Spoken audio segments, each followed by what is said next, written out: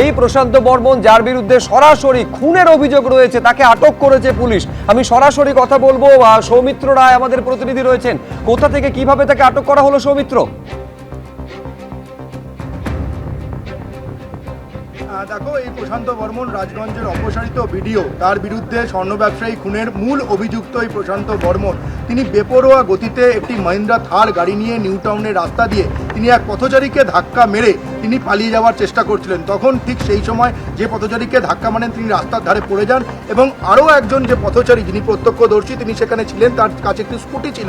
সেই স্কুটি নিয়ে তিনি তার প্রশান্ত বর্মনের যে থার গাড়ি, সেই থার গাড়ির সামনে স্কুটি গাড়িটা থামিয়ে দেন। থামিয়ে দিয়ে তিনি একেবারে প্রশান্ত বর্মনকে কাছে মোবাইলের ভিডিও অন করে তিনি ভিডিও করতে শুরু করে দেন। ঠিক সেই সময় তুমি প্রশান্ত বর্মনের ভিডিওতে দেখতে পাওয়া যাচ্ছে যে প্রশান্ত বর্মনের কি উদ্ধত্তপূর্ণ আচরণ এবং বেপরোয়াভাবে গাড়ি চালিয়ে ধাক্কা মেরে পথচারীকে তিনি পালিয়ে যাচ্ছিলেন। এই সেই প্রশান্ত বর্মন, রাজগঞ্জের অপসারিত ভিডিও, যিনি এই নিউ টাউন এলাকাতেই স্বর্ণ ব্যবসায়ী খুনের মূল অভিযুক্ত।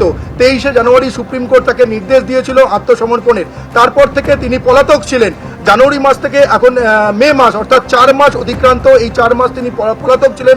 এই ভিডিও, রাজগঞ্জের অপসারিত ভিডিও, 4 মাস বাদে তিনি এক পথচারীকে বেপরোয়াভাবে ধাক্কা মেরে যখন পালিয়ে যাচ্ছিলেন, ঠিক সেই সময় আরও এক পথচারী তাকে যেমন থামান, সেই সঙ্গে সঙ্গে ইকো পার্ক থানার পুলিশ আধিকারিকরা ঘটনাস্থলে ছিলেন। ইকো পার্ক থানার পুলিশ আধিকারিকরা ঠিক সেই সময় তাকে নিউ টাউনের সাঁচি মোড়, একটি রেস্টুরেন্টের সামনে, সাঁচি মোড় থেকে তাকে আটক করা হয়েছে। ধন্যবাদ সৌমিত্র তোমায়।